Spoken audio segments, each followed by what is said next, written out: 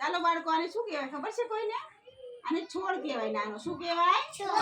આપણે આને કુંડામાં વાવ્યો, બરાબર?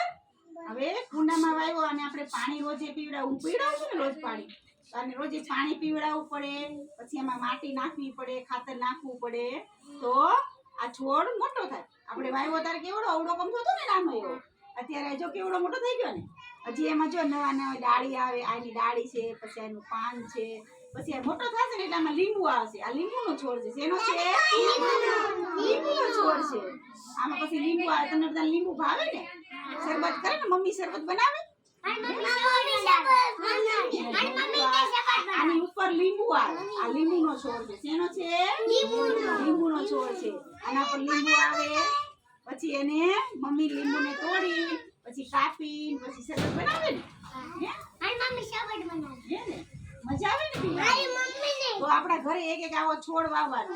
કોઈ આંબો હોય તો આંબો વાવવાનો, લીંબુ હોય તો લીંબુ વાવવાનું, બરાબર?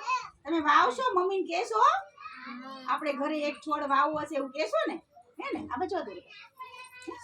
આપણે ઘરે છોડ વાવવાનો, પછી એને પાણી પાવાનું, બરાબર? આ એના શું છે? પછી આ શું છે? ડાળી છે. અને આને આખાને શું કહેવાય? છોડ કહેવાય. શું કહેવાય? છોડ. અને આ એનું કુંડું છે. અને આ થોડું મોટું થાય એટલે આપણે એને જમીનમાં વાવવું પડે. ખાડો કરીને પછી એને વાવી દેવાનું, એટલે એ મોટું ઝાડ થાય, બરાબર?